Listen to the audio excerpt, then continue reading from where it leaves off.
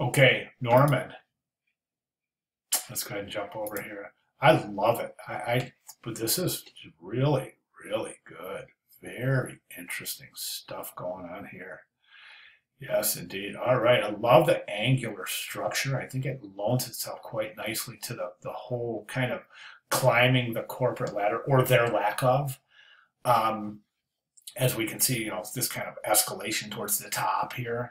And then also we got almost mimicking, I'm going to go ahead and say it, but remember at Fight Club, those guys got hurt. I mean, it was broken bones and stuff. And so this kind of almost mimics that kind of coming out of Fight Club all beat up. Remember those guys would come out and they were all beat up, but they would go out and stuff. So I just love it. I think it's fantastic. A little confused about the purple stroke on the G and the closed counter of the B. Um, I, I'm guessing that those are a mistake. I don't know if they're part of the letter form. I don't recommend that stroking portions of letter forms and not keep it consistent with the whole thing. So let's go ahead and remove those. All right, a couple of areas I think that are in question. I think that F is really, really interesting. The G is interesting too. This is a little bit too thick right there. What you want to do is you want to take a look at your stroke, an average stroke's width. Okay, and you want to try to preserve that all the way through. So for example, you see that F right there, or even that I? We've got that same width over here, but this is not the same width, so it almost looks a little more frail on this end. Definitely a difference. Okay, so you want to keep your stroke width as consistent as possible. For the most part, we are, but a couple of areas where I think that can be improved. That's definitely one area right there. This is really difficult to ascertain. Is that a diagonal right there? If it is, I don't think we need it. I think there's enough of a diagonal on that crossbar of the uppercase F. But that almost seems to be in that diagonal. I would just, again, take that stroke and just duplicate it, place it right over there. Okay, the angular structure is, again, I think is really, really interesting, but I wouldn't go mixing. So in other words, see right here, that to me should be a perfect, it's hard to tell if it is or not, so I'm just mentioning this in case it's not, but that should be a perfect horizontal right there. Okay, that should be a 90, definitely right there. So don't put that on the angle. All right, these are fantastic. I think the U could be a little thicker in that stroke, so just really watch your stroke consistency, stroke weight consistency. I think that's really important. If some areas look too thick, and here's a great tip, let's go to view, go to rotate view.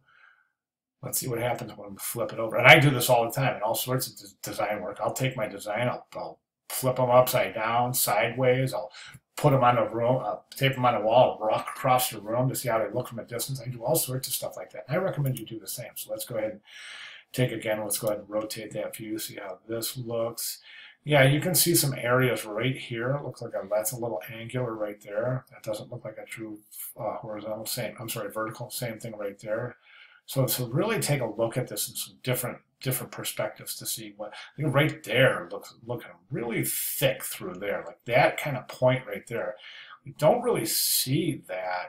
Well, I guess we do, but that to me is just too drastic right there. I would reduce the angle. Well, I don't know. I would play with it. See what you think. I'm trying not to direct here because I want this to be your completely your own design. So I can give you recommendations, but I don't want to tell you what to do.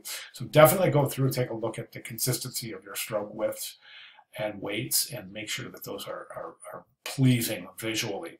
Okay, the second part of the assignment asks you to identify specific areas of the letter forms that can be reused or recreated to create new letter forms. But you haven't done that here. Right here, you've just kind of given some definitions. So what you need to do is go through here and label different areas. For example, if you say, okay, my F has created an angle on the crossbar, lower crossbar of the F, has created an angle that's going to be duplicated through the apex of some of the other letter forms. Conversely, you could say things like the stroke weight of the lowercase I is duplicated for all of the other vertical stems of letter forms. Okay, conversely, you could say that the H, the crossbar on the H has been duplicated, or a crossbar on the T has been duplicated to recreate the crossbars on some of the other letter forms. Conversely, you could say the B is based on the H. And this is something I just noticed, that this is a somewhat of an inconsistency. That B could be an H if you just open that counter at the bottom right there, right? That could be that B could be an H, and that's really, really going to solidify the consistency. So I would definitely recommend that. Keep that B, just take that B, remove that bottom closed counter, and you have an H. Okay, and see how that angle right there is not included right there. Little things like that are going to improve the harmony and the consistency of this typeface, especially when you start adding different characters and numbers. So that's what I'd like to see. I'd like to see you identify different areas that can be reused to construct new letter forms.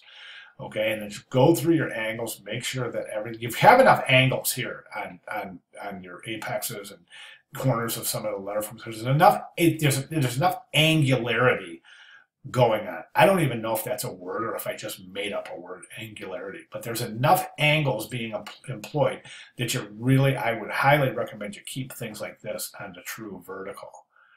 Okay.